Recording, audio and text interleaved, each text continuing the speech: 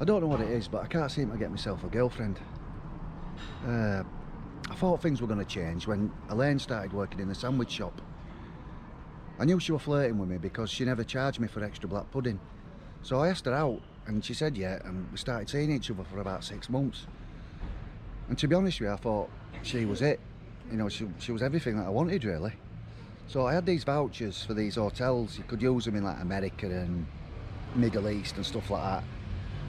So I asked her if she wanted to come to Dubai with me for 3 days. Like, all she'd have to do is get her own flight and bring some spending money, and I'd cover the rest. So she checked her credit card and there was a bit of space on it, and she said yeah, I'll go.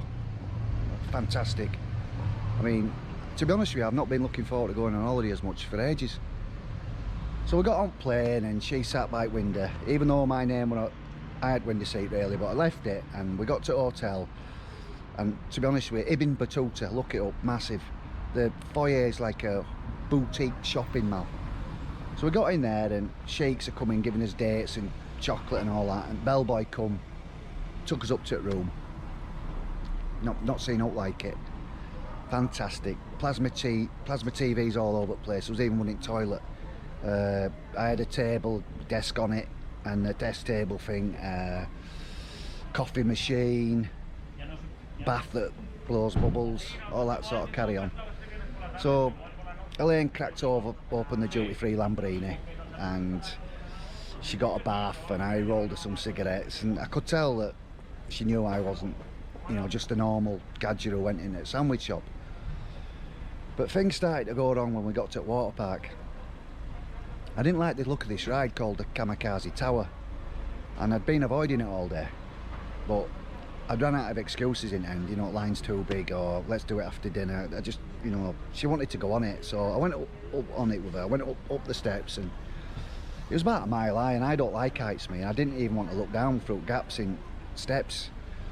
So you get near the top, you know, they're just throwing people off like every 10 seconds. You can see them, you know what I mean? And I got to the top, and you couldn't see it slide. It was just like the edge. So I froze and spotted kids like, come on, come on, come on. I just couldn't move. So Elaine's like, go on, it's your turn. I said, I know it's my turn, but I don't want to go on it yet. I'm thinking about it. And then she pushed me out of the way. She just disappeared. And the guy's like, come on, hurry up.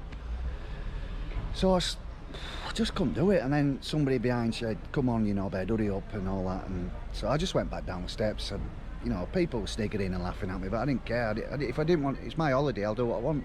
If I don't want to do it, I don't want to do it. So anyway, she wasn't the same with me after that, and I did feel a bit less of a man. I mean, I went backwards on the lazy river, but it didn't cut it with her.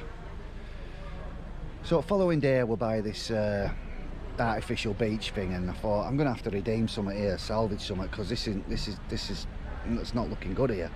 So this paragliding thing and like that, so I'm not scared of, I'm not like heights, but I'll go on it. So I said, come on, I'll pay for paragliding, let's do it. So we're up and it's about a mile high in sky, and she's checking like that, and the whole thing's checking. You know, I didn't, you know, but I kept it cool. But then she's like, oh, look at that down there. And I went, yeah. No, look, I said, I've seen it. Yeah, she said, you haven't? I said, I've seen it. She says, you haven't, you're not looking down. I said, well, why don't you look straight forward? I want to look straight forward, I don't want to look down. And, oh, you're scared of looking down. I said, I'm not scared of looking down, I want to look forward. I never said you have to look anywhere when you got on this. I said, just do you want to go on paragliding? You don't have to, I didn't say look that way or that way. So anyway, it was a row, and yeah, I think it wasn't the same after. Last day we just hung around pool. I went to get my phone, I came back, she's like 3 sun lounges away playing cards with this guy. I mean, I was sat on my own for about an hour and a half before she came back. On flight back, she said, oh, I want there's a row empty there, down there, I want to lie down. So never saw her on flight back really. But then shit really at the fan when we got to the airport. I brought too many cigarettes back, and they pulled her in the room as well and got her to empty her suitcase. She was foaming. She never, you know, the atmosphere in taxi back from the airport, you could have cut it with a knife. So anyway, I never heard from her for a few days after that, so thought I'll go get myself a sandwich. So I went down to the sandwich shop and she's not there, and other girls. I said, out of the lane. She said, oh yeah, she left. She's got a job at King Kong Poppadom. I went, all right, yeah. So she's giving me a sandwich. She says, oh, I heard you did the walk of shame. I said, what you on about? She said, I heard you bottled it at the water slide. I said, I'll just give me a sandwich. And then when I got home, I checked my change. She charged me for extra black pudding as well.